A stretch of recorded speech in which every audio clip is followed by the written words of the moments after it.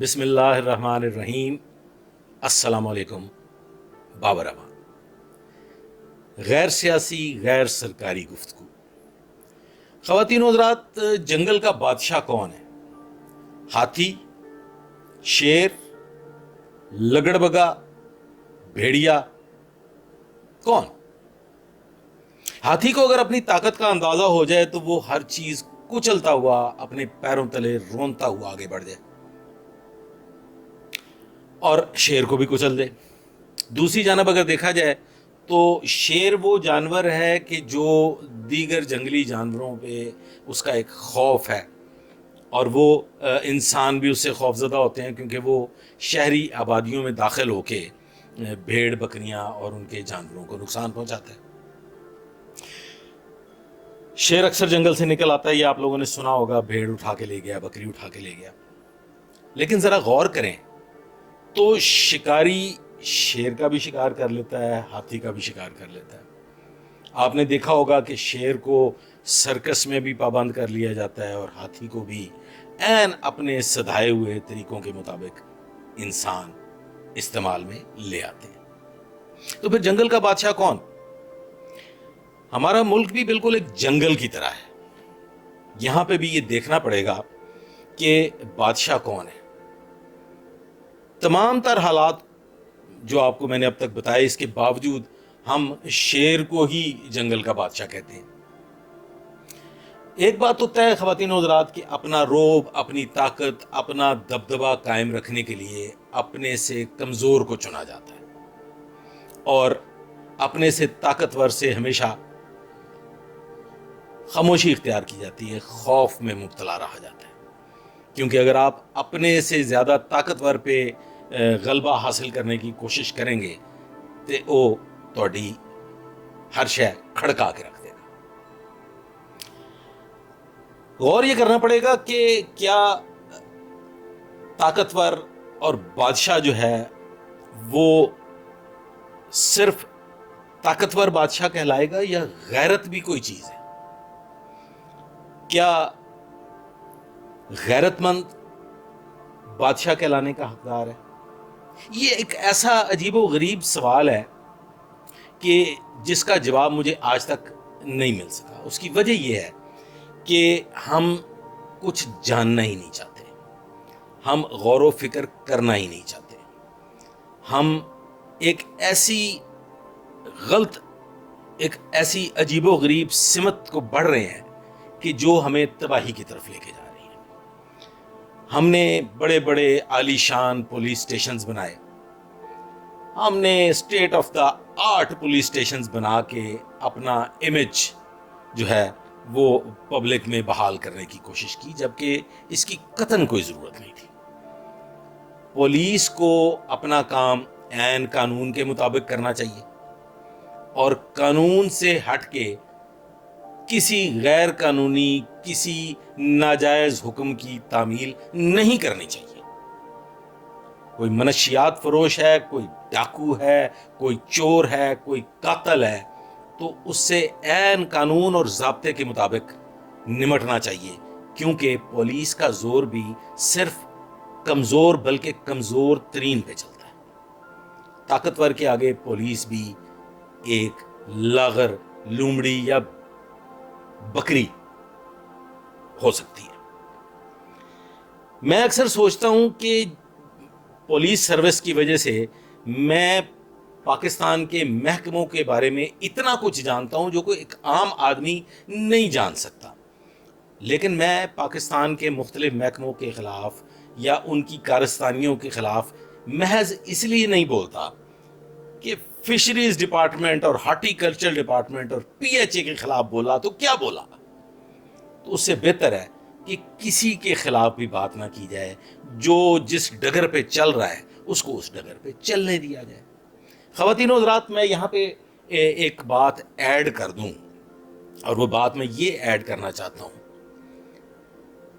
کہ ہمارے S H O صاحبان بدماشی بھی کرتے ہیں، گنڈا گردی بھی کرتے ہیں، اور ان کے خلاف تادیبی کارروائیاں بھی ہوتی ہیں۔ لیکن اگر دوسری جانب دیکھا جائے تو ایس ایچ او سے زیادہ بے بس، لاغر اور نحیف اور کوئی اس دور میں ہے ہی نہیں، کیونکہ جب طاقتور کی حکمرانی ہو، جب پاور جو والے کی حکمرانی ہو، تو پھر کمزور کی کوئی حیثیت نہیں۔ میں ایک چھوٹا سا واقعہ ایڈ کرتا ہوں۔ ہماری فورٹر اسٹیڈیم لاہور میں ڈیوٹی تھی، اور وہاں اسسٹنٹ کمشنر کینٹ جو تھے وہ کرسیوں کو اپنے لوگوں کے لیے مختص کرنا چاہتے تھے، اور اس کے لیے پولیس کے کچھ بٹھائے ہوئے سیکیورٹی پوائنٹ آف ویو سے جو جوان تھے ان کو انتہائی بدتمیزی سے اسسٹنٹ کمشنر کینٹ نے وہاں سے اٹھا دیا، اور اس کے دوران ہلکی سی سکفل بھی ہو گئی، اور ایک پولیس کے جوان کو اسسٹنٹ کمشنر نے تھپڑ مار دیا۔ رانا مقبول، اللہ پاک انہیں غریق نعمت کرے، وہ اس وقت ایس ایس پی لاہور تھے، انہوں نے فوری طور پہ اس واقعے کا نوٹس لیا اور ایک ایس ایچ او سے کہا کہ اب اور کچھ نہیں، ایک زناٹے دار تھپڑ اسسٹنٹ کمشنر کے منہ پہ رسید کیا جائے۔ اور ویسے ہی ہوا۔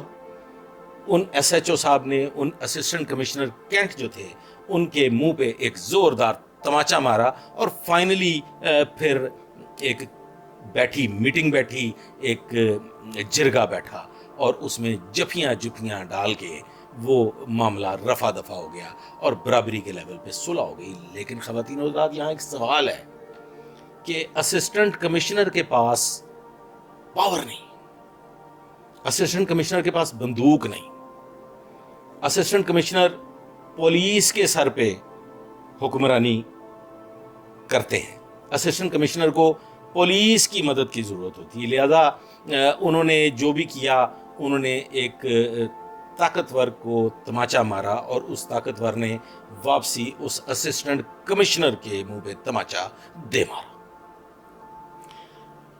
ایک چھوٹا سا واقعہ اور ایڈ کر دیتا ہوں، جس واقعے کو لوگ نہ سننا چاہتے ہیں اور نہ لوگوں کی دلچسپی ہے، کیونکہ ہم سدھو موسے والا کو پریفر کرتے ہیں، اور ہم ایسے لوگوں کو پریفر کرتے ہیں جو ہماری خواہشات کی تکمیل کے لیے، ہمیں خوش کرنے کے لیے، ہماری روح کو راضی کرنے کے لیے ہمیں پسند ہوتا ہے۔ ایک انتہائی اہم واقعہ پیش آتا ہے اس ملک میں۔ اللہ تعالیٰ غریق رحمت کرے، ایک فلم سٹار تھیں نیلو بیگم۔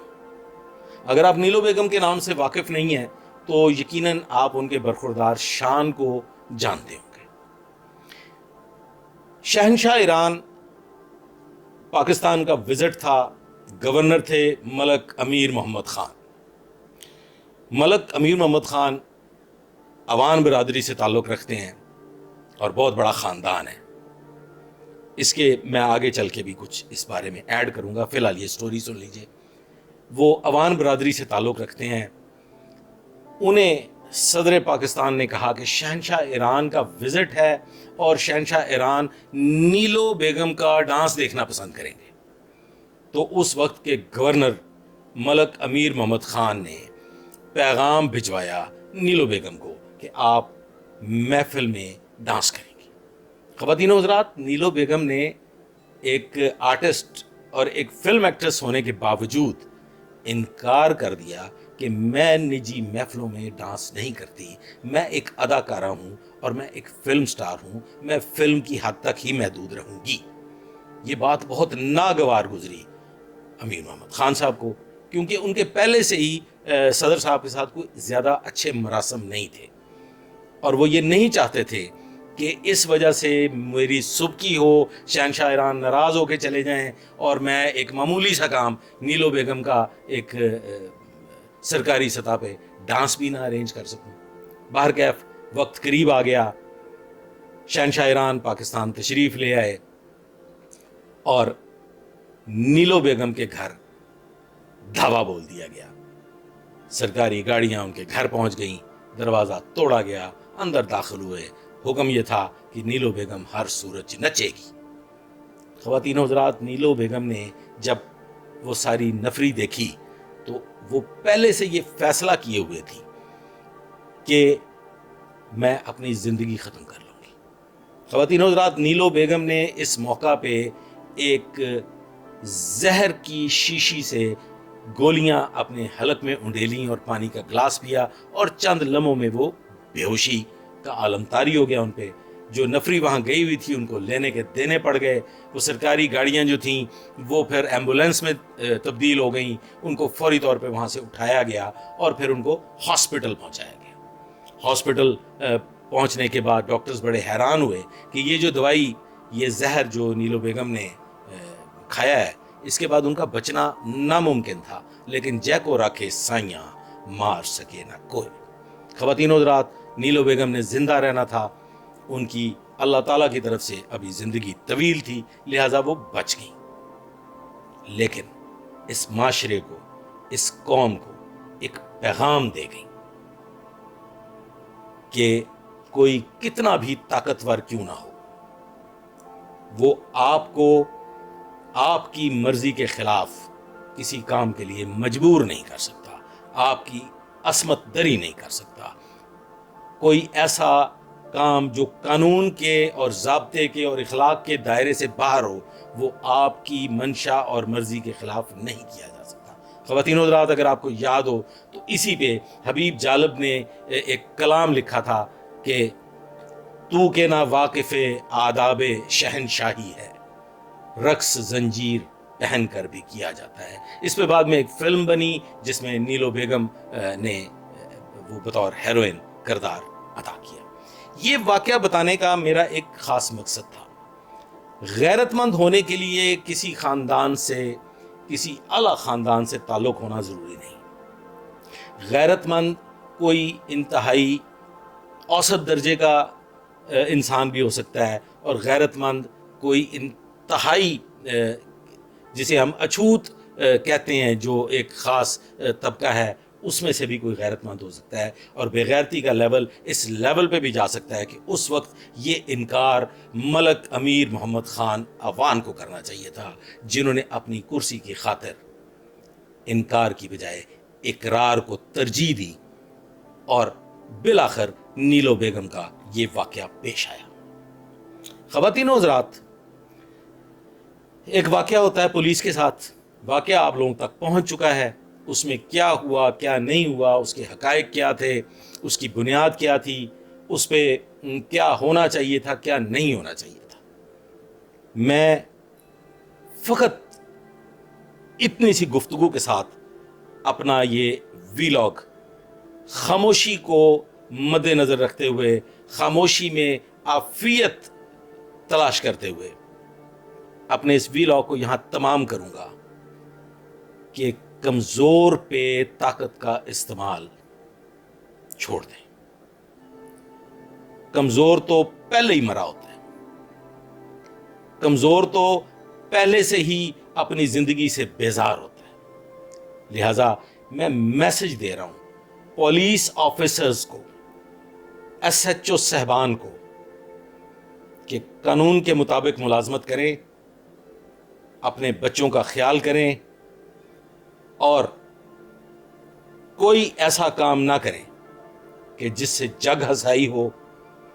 یہ افسران آتے رہیں گے، افسران جاتے رہیں گے، احکامات ملتے رہیں گے، لیکن اگر آپ حق اور سچ کے لیے کھڑے ہو گئے اور آپ نے ناجائز احکامات کی تعمیل کرنا چھوڑ دیا، تو یاد رکھیے گا کہ آپ کے بغیر نظام چل نہیں سکتا۔